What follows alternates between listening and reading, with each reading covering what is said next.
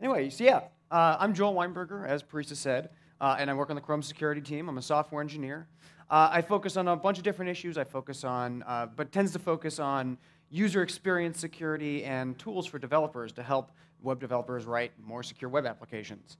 And I'm going to talk today about 3 things you can do. So some of the things we've talked today may have made you a little sad, may have made you perhaps even a little depressed about the state of the world, but it turns out that there's a lot of things we can do. And I'm going to talk about 3 that I sort of view as sort of the most important that we can do as a community in making our web applications more secure. So I want to start at a sort of basic question, though, right? We have these web browsers that are running web applications. And a common question I get is, why can't the browser just solve all these problems? So what is it that the browser can do, right? I work on browser security. We work on a lot of issues, and there's a couple concrete things we can do.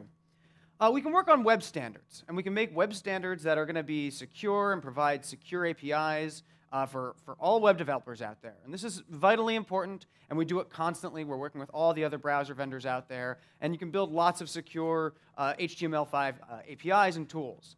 That's really vitally important. Another thing we do that's also really important is that we actually harden the web browser itself, right? And one example of this is the Chrome sandbox, for example. We harden the browser, so even if the worst possible things imaginable happen, you know, and potentially actual code execution on the machine, we have this sandbox in place to sort of make sure that arbitrary code execution can't happen, and we try to protect the users from that. We also build lots of tools, both for users and developers, to help users have a more secure experience on the web and try to allow them to understand what's going on. You know, we're constantly testing out new features in web browsers to make sure users know what's going on. But this, of course, raises an incredibly obvious question. What can't we do, right? And the answer is relatively simple, actually, and yet incredibly complex. We can't stop bugs and vulnerabilities in web applications themselves, right? There's nothing we can do in the end if you have a bug in your application, because a bug in your application is indistinguishable from a well-formed application, from the browser's perspective. So I want to talk today about some of the ways that, as web developers, you can take advantage of some of the tools that we give you, as well as take advantage of things we can't help you with, and that will make everybody's lives easier, but most importantly, for your users. So we're going to talk about 3 things. We're going to talk about first-class sanitization in your application. And this is actually really playing off of what Eduardo was just talking about, and I think is really important. We're then going to talk about secure communication in your application. And it's something that you may have heard of, you probably have heard about, and I hope you have, but we're going to emphasize why it's incredibly important. And then we're going to talk about security policies for your web application. And sort of the key here is that each of them talks about a slightly different aspect of a web application. So we're going to first talk about sanitization, which is about what happens before your application leaves your server. We're going to talk about communication, which is what happens as it goes across over to the browser. And then finally, we'll talk about what happens once it's actually there. So let's get started and talk about sanitization as a first-class feature. Obviously, we've been talking a lot about cross-site scripting tonight, and for good reason. But let's just do a quick recap here. Really simple example. Imagine you're developing a web forum, right? Really simple application. You expect comments in your web forum. And you know, it's going to be just sort of simple textual comments, which are going to come from users who are untrusted. Naturally, your nightmare scenario is this, right? A comment ends up on your page, which is just a script tag and is going to execute arbitrarily bad things on your web page. So the fundamental problem here, as I sort of alluded to, is that the web browser has no idea what's bad and what's good. From the web browser's perspective, this is all just content coming from the web application. So the real secret here is that you actually have to, figure this out before it reaches the web browser, because the web browser won't know the good from the bad. So this is a really common pattern that I've seen in many web applications. I've even written it for myself at some point, right? You're writing your web application, and as hopefully you got a sense of from Eduardo, perhaps this is not the right approach, but you're going to have some content. It's going to have some user data in it. And so, well, let's just make sure there's no angle brackets in there, right? Because then we can be sure that those script tags aren't going to appear. And indeed, if your user data is a script tag, it's going to take all those angle brackets and replace them, and you'll get that as your output, which, if you'll notice, is just some harmless text, right? That's a little messy looking. You probably don't want that appearing in your web forum, but people, compared to some of the trolling that happens in web forums, that's nothing, right? So we're happy. That's a good day. Let's, another example. Perhaps you're taking URLs and you're going to put them on your web page. So you get some user data, and it's an untrusted user data. You filter out the angle brackets, and you output it to your page, and you're good to, oh, rats, we missed it, right? In this case, there was no angle bracket because we're talking about some content that's going to appear as a URL. And that's a different context from the original one we were talking about, which was sort of in the PC data area, as it's called, which is sort of the general area that HTML tags appear. And it turns out that, as we've been discussing all night long, this is just so incredibly complex. And if you're going to start writing your own sanitization, as we were sort of doing here by replacing angle brackets, you're really going to have to know a lot of details. And there's been a bunch of academic research on this, and this is sort of an academic model that was developed that explains a lot of the details. And I don't want to get too technical on you, but if you want to roll your own sanitization, you're really going to have to understand that all the relationship between all these transducers and subgrammars, and you got to really understand all these relationships. And no, you're doing it wrong, right? If you ever have to think about something like this in web design, you're totally doing it wrong. You shouldn't ever have to think about the model of the web browser. And so the real answer is that you have to build this into your web flow, right? You have to have this as part of your development as you're going along. And it turns out that most frameworks that you're using today probably have tools that are already available to you, right? And you should be using those tools and be taking full advantage of them and using them to the best of your ability. So, just off the top of my head, there are tools in CodeIgniter and Django and CTemplate. There's the XSS Terminate plugin for Rails. And while none of these cover every case, they're a really good start. And if you're doing any sort of work with these frameworks, you really need to be doing it. And as Eduardo was talking about, if it doesn't exist, you need to get on top of that and make sure that the developers actually build these tools in because they're so important for how this is going to work. So just taking a simple example of, to give an example of how this could work, right? This comes from the GWT Safe HTML templates library, which is one of my favorite libraries. It just does a really great job. Full disclosure, it's the Google Web Toolkit library. And basically, if you just take a look at this example, it's building a template which at compile time can sort of determine safely where you're going to be outputting untrusted data into.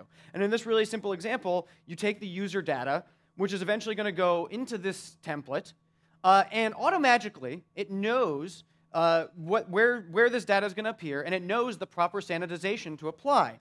So when the bad guy actually takes one of these crazy URL-based attacks on you, instead of just replacing the angle brackets, it's going to replace the correct thing.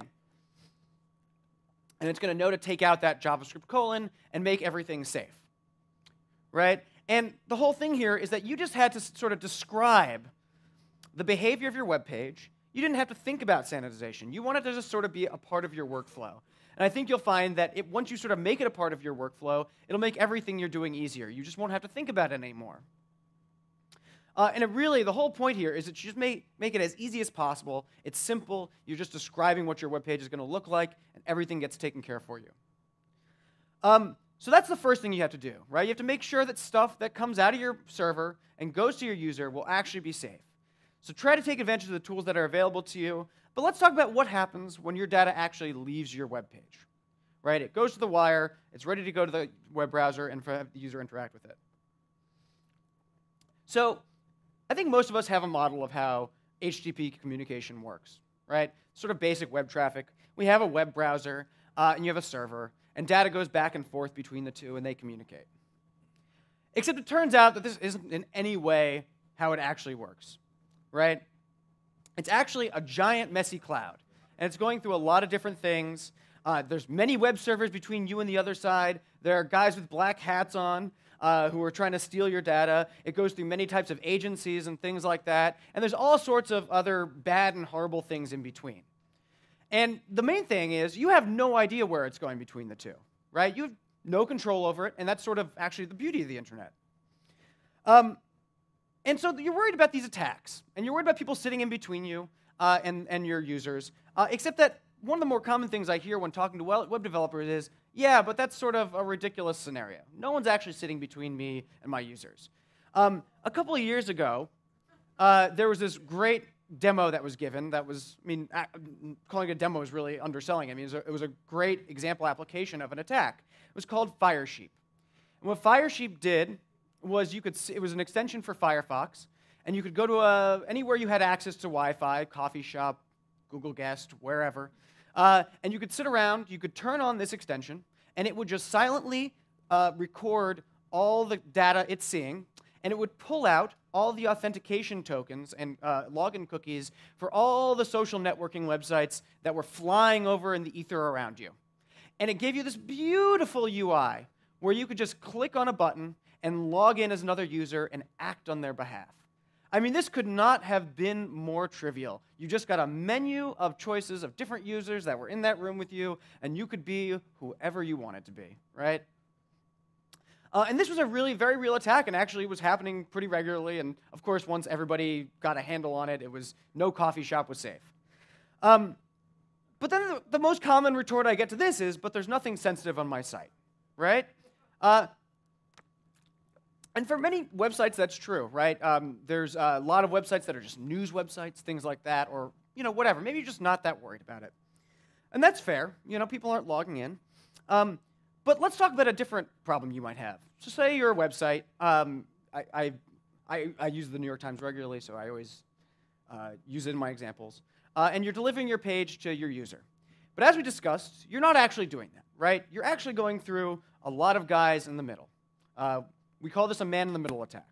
And these people, if you're using HTTP, can be modifying your page however they see fit, right? So in this case, I'm making up this silly example of their adding a script to your page to add ads to your page, which means that when this page actually reaches your user, they're not going to see the ad that you placed there.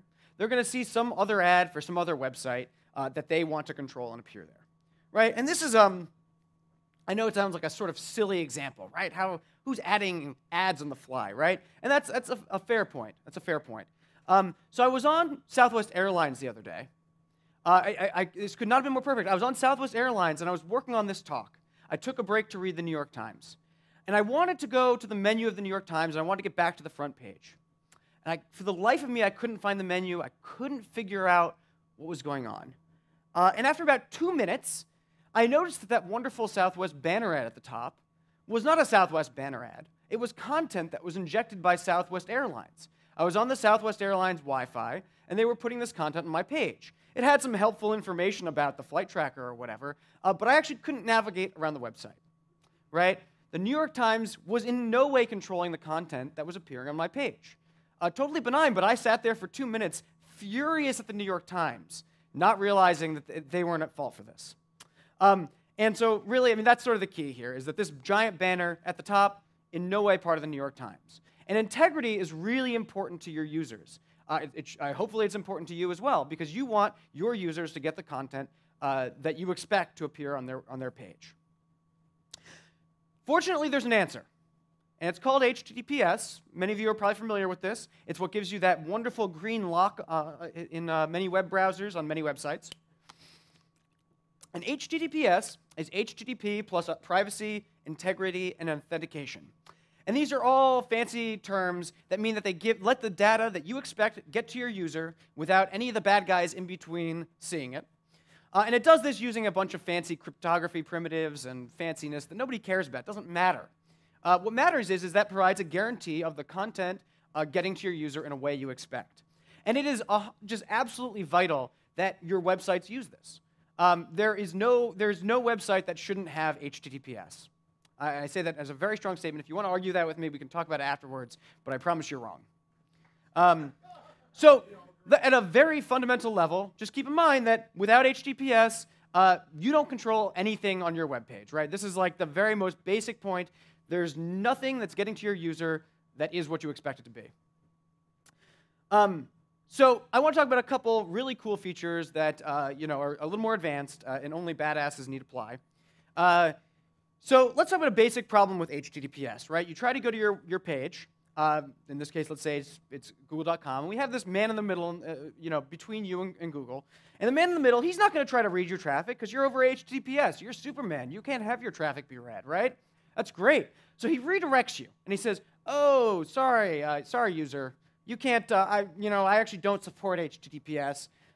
You should really use HTTP to access google.com, right?" And what happens? Well, you happily say, "Okay, I'll use HTTP because I want to, get to my content." And then you go through the man in the middle, and then you eventually get to the server. But now you're going over HTTP, and the man in the middle can read all your users' traffic, right? This is terrible. And we've lost all the protections that HTTPS gave us. There is a solution. There is a way.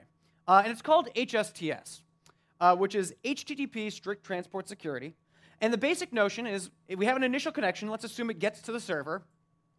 And after that initial connection, it returns some content, but it also returns a signal to the web browser that says, you know how you connected to me over HTTPS? You should always connect to me over HTTPS, and you should do that forever. Or, sorry, not forever. You should do it for an extended period of time. The browser takes that information, and it stores it to the side, along with some other important information about its keys and things like that, stuff that you don't need to worry about. And it stores that information for going forward for a time that you specify.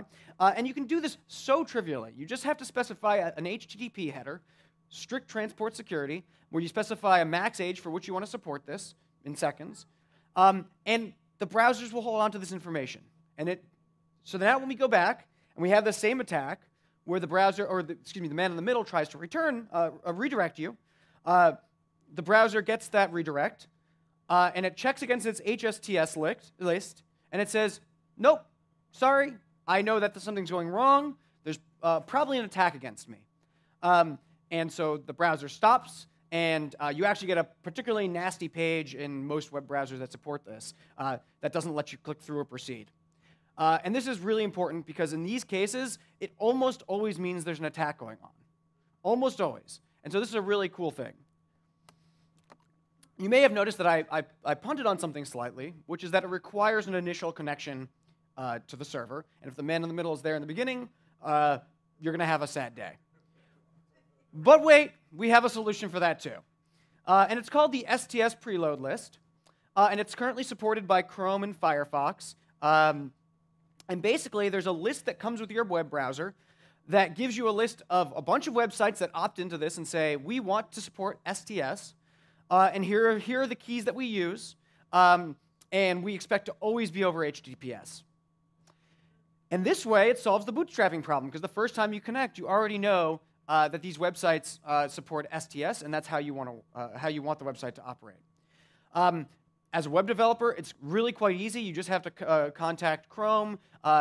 There's a proof of identity kind of thing that goes on, and then your website is actually hard-coded onto the STS list, preload list, and Chrome and Firefox will get that.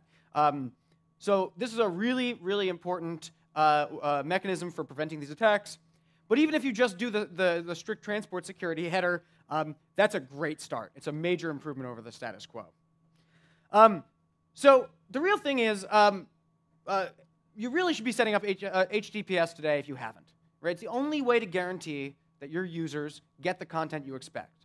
There's also this bad rumor that's been going around for years, that HTTPS is difficult to set up and that it's expensive. So if you are a non-commercial website, or I believe actually including personal websites, there are actually several certificate vendors that will actually give you a free certificate. I'm a really cheap guy, and I have a personal website, but I got a free certificate out of it, so I can attest to the fact that this is possible. But there's also if you're a commercial enterprise, there's varying levels of cost. They can be quite cheap. I forget what the numbers run these days. But it's also really easy, and I have some links here to both a website that explains in great detail how to set up HTTPS for your server, as well as best practices to sort of help you avoid making any common errors. So later on, hopefully you'll check that out and do it, because there's just really no reason not to be doing it today. So let's go to the last part here. So far we've talked about making sure that your content is safe as it leaves your server. Then we talked about what happens while it's actually between your server and the browser. But there's one obvious part left. There's what happens once it's in the browser. And that's where we're going to talk about security policies. Particularly, well, let's take a look at this guy here. He looks like a good patriotic American. Looks like he's a sort of a wise man. But he's doing something that is just vitally important from a security perspective. And I want you to look carefully here for a second. I really want to emphasize this. He has belt and suspenders, right? We believe in defense in depth. And I'm a security guy, and I practice what I preach, so I always go belt and suspenders myself, right? It's the only way to be properly secure. It's the only way to guarantee security. But seriously, you know, from a security perspective, we believe in defense in depth, right? You want to have multiple layers of security. And you want to make sure that, you know, sort of the ultimate enemy is cascading failures, right? You want to make sure that if you have any problems, that once you get past that first level, you have something there to defend yourself afterwards. So let's talk about content security policy, which is a relatively new technology. It's been around for a couple years, but it's really gotten steam of late. And so this is a basic header that you can provide to your website, and it's going to allow you to do some really cool things about telling the browser what content should and should not be allowed on your website. So say you're foobar.com, note HTTPS, foobar.com, of course. I can provide this header today. It's an HTTP header, and it's doing a couple things. The first is this script source thing, which is a whitelist of sources that I expect scripts to come from. Pretty straightforward. In particular, in this example, it expects scripts from self, which is the same origin, so in this case from foobar.com. And it also allows scripts from, you can specify other arbitrary sources as well, in this case, apis.google.com. And what this is basically telling us is, you know, taking this sort of silly web form example from before, if we have some user input, you know, we're obviously expecting something totally benign, but should something somehow make it to our server, which will never happen because we're sanitizing properly in the server, but just imagine it gets through somehow, it's going to actually check to see before it runs this script, is this script on the whitelist? And because it's neither from foobar.com or from apis.google.com, the browser actually stops it. So I fibbed a little bit earlier when I said there's nothing the browser can do in identifying good content from bad content. There is. If the web application tells the browser what good content looks like and what bad content looks like. And content security policy is how you can do this today. So, right, so basically, you know, the sort of the fundamental idea here is we have all these bad things happening, and you'll note that even in that silly example, we'll stop that content from appearing, which would make the website look a little funky, but that's okay, because we've taken this evil attack, and we just turned it into a bug. And ultimately, that's a happy place to be in, right? Mistakes happen, things can go wrong, and that's why we want to have this defense in depth. So let's talk about how this actually is working, right? I sort of breezed over it there. The basic idea is that we have this whitelist of script sources, right? Like I said, in this case, we have self, so the same origin, foobar.com, but also apis.google.com. So when I try to load evil.js, it's coming from some source I don't recognize. We simply don't allow it. There's a couple other things it has to do, though. You might have thought about the fact that we have these inline scripts, and I didn't specify where those are allowed to come from. I mean, indeed, they sort of do come from the same origin, but that's one of the more common attack vectors. So we actually have to stop inline scripts from executing as well. It's a little problematic because, as you might have been able to guess, the do evil script from the browser's perspective is indistinguishable from the my legitimate code script. So we're going to have to stop that one as well. We do have ways of dealing with that. I'm not going to get into that today, but there's some magical things called script hash and script nonce, which actually do allow inline scripts that you want to whitelist to execute. But just know that that's like the minor detail here. There's one more detail. Everybody's favorite friend, eval, right? If that input is something you don't want, of course, that'll execute. So we're going to have to do, you know, from a security guy's perspective, what I've always wanted to do, we're going to ban eval. No more eval. That's great. And these three things combined, for the most part, in most traditional XSS cases, will prevent XSS. There are some corner cases, but for most traditional XSS, it's gone. So even if your sanitization falls apart, you'll have this baseline of security ready to prevent things from attacking you, from attacking your users, excuse me. But there's a bunch of other really cool things going on as well. What I described as script source there sort of works. We have similar directives for style, images, and forms as well. So you can specify a whitelist of the style that you expect to be on your page, for images that you expect to be on your page, all types of content. And this is just to give an example of why this might matter. Poor New York Times again. You know, if an ad comes along and it was expected to load content from one source but switches it at the end, the New York Times would be very sad. And in fact, this has happened a couple of years ago. They actually had a case where an ad switched the content that it was loading before the ad was actually put on the pages, and instead of being a benign ad, I forget what it was supposed to be for, it ended up being one of these giant, full-screen, antivirus, fake antivirus attacks. So you really want to make sure the content you expect on your page is what actually will appear. I also want to quickly go over CSP reporting, which I think is one of the coolest features and certainly one of the least talked about. So here we have this policy that is very similar to what we have been talking about the whole time. And basically what's going to happen is that in addition to the script source, we have a report URI.